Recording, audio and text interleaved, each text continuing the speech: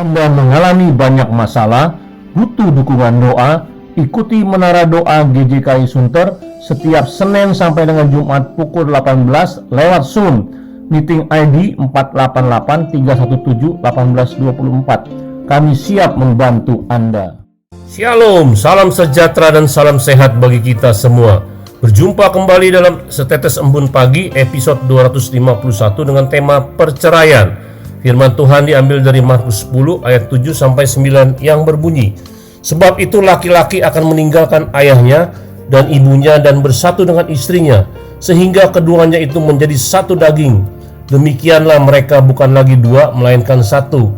Karena itu apa yang telah dipersatukan Allah tidak boleh diceraikan manusia." Satu hari Yesus diperhadapkan dengan pertanyaan, apakah seorang suami diperbolehkan menceraikan istrinya? Markus 10 ayat 2.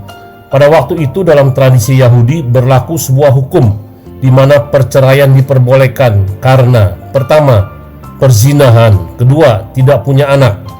Orang Yahudi menafsirkan Ulangan 24 ayat 1 yaitu apabila seseorang mengambil perempuan dan menjadi suaminya, dan jika kemudian ia tidak menyukai lagi perempuan itu sebab didapatinya yang tidak senonoh padanya, lalu ia menulis surat cerai dan menyerahkannya ke tangan perempuan itu, sesudah itu menyuruh dia pergi dari rumahnya. Kata tidak senonoh ditafsirkan oleh dua orang rabi Yahudi, yaitu pertama, Rabi Hillel menyoroti kata-kata ia tidak menyukai lagi perempuan itu, Ulangan 24 ayat 1, dan lalu menafsirkan bahwa segala tindakan istri yang tidak menyenangkan suami boleh dijadikan alasan untuk menceraikan istri, termasuk tindakan yang remeh seperti menggosongkan makanan waktu masak, bicara terlalu keras sehingga terdengar oleh tetangga, dan lain-lain. Kedua, Rabi Samai berpendapat bahwa kata-kata yang tidak senonoh, Ulangan 24 ayat 1, menunjuk pada perzinahan. Jadi ia berkata bahwa hanya kalau terjadi perzinahan maka perceraian diizinkan.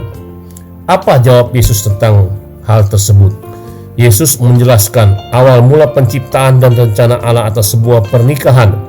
Kesatuan yang diciptakan Tuhan antara laki-laki dan perempuan setelah meninggalkan orang tuanya menjadi sebuah kesatuan yang kuat. Arti harafiahnya adalah dilem kepada atau tidak boleh dipisahkan oleh manusia karena akan saling menyakitkan manusia dan Allah. Jadi Yesus menentang tradisi Yahudi yang membenarkan perceraian dengan alasan-alasan tertentu dan alasan apa saja. Bagaimana dengan Matius 19 ayat 9 dalam kata kecuali karena zina? Ada banyak perbedaan pendapat antara penafsir Alkitab. Ada yang membolehkan perceraian karena pasangannya melakukan perzinahan secara fisik. Ada juga yang tetap mempertahankan kesatuan.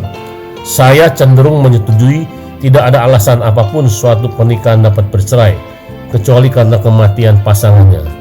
Jadi bagaimana dengan ayat 9? Menurut Dr. Whitby, yang dimaksudkan di ayat 9 bukanlah perzinahan, karena juru selamat kita memakai kata porneia atau persundalan atau percabulan, yaitu tindakan seksual sebelum pernikahan. Hubungan badan di luar nikah itu baru diketahui setelah pernikahan. Contoh kisah awal Yusuf dan Maria. Alasannya adalah bahwa jika hubungan badan itu dilakukan setelah pernikahan, dinamakan perzinahan. Hal itu sudah merupakan tindak kejahatan dengan hukuman mati dan perceraian tidak diperlukan lagi. Hukuman perzinahan adalah dirajam batu sampai mati. Jika sebuah pernikahan akan berakhir dengan perceraian, apa gunanya menikah? Pernikahan mempunyai dasar kasih. Kasih adalah saling mengampuni dan menerima pasanganmu apa adanya. Alangkah baiknya komunikasi dengan Tuhan diperlukan sebelum menikahi pasanganmu dan minta kekuatan untuk mempertahankan kasihmu kepada pasanganmu. Tuhan Yesus memberkati. Mari kita berdoa. Terima kasih Tuhan, kami mengerti bahwa Tuhan tidak menghendaki perceraian dengan alasan apapun. Kami seharusnya mengampuni pasangan kami yang bersalah. Tolong kami membangun kesatuan dalam pernikahan ini dengan kekuatan daripada-Mu, supaya kami menunjukkan teladan dan kasih kepada anak-anak dan keturunan kami. Di dalam nama Tuhan Yesus kami berdoa dan mengucap syukur. Haleluya. Amin.